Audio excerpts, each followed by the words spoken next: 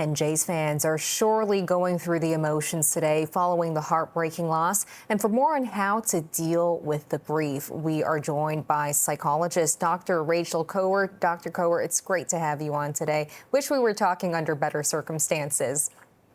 Me too. Thanks for having me. Now, it was a roller coaster emotional ride yesterday, from the big hits by Bo Bichette to the loss in the 11th inning.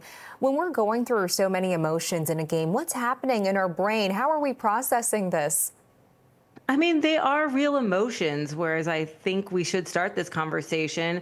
Psychologists call it sports fan depression to reflect the intense emotions that we can experience when our team suffers a significant loss. I think that term also highlights the depth of emotional investment that many of us, myself included, have in our favorite sports teams.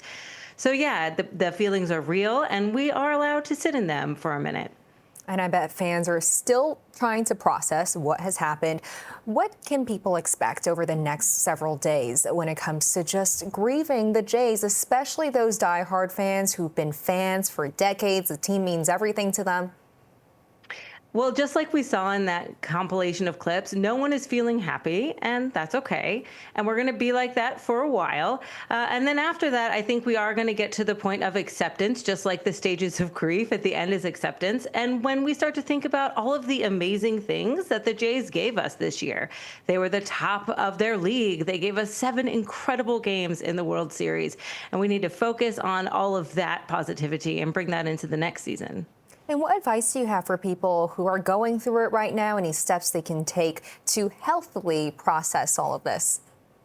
Commiserate with each other, just like it sounds like the team is doing. We have a nation to commiserate with. We're all in this together. Absolutely. Cry together, win together. We felt a lot of that camaraderie over the last several months. And unfortunately, at the end, we were all disappointed there. Can you just talk about, like you mentioned, sports depression? Why it has such a pull on our hearts? Yeah, we talk about them in psychology as parasocial relationships, which are, we call them one-sided relationships that we have with media figures. It could be sports figures, it could be news anchors. And these feelings we have are very real. There is a study that came out a few years ago that showed that we go through the same stages of grief and depression when someone on a TV show dies that we care about. And the same is true as we see our team suffering a loss. We feel that pain with them. Yeah, it's like they're a part of the family now, the big Blue Jays family. Do you have any advice for Toronto sports fans in particular? With the Jays loss yesterday, people are talking about, oh, I'm tired of seeing Toronto sports teams lose. The Leafs, the Raptors haven't won anything since 2019. Any particular advice for people in Toronto who are going through a pretty tough season? It's going to get better. Look where we have come. Look where the Jays were last year and look where they are this year. We just got to look to the future and take that energy forward and support our teams. Absolutely. Well, we love the positivity. Dr. Rachel Kowert, thanks so much for your time today. We appreciate it. Thanks for having me.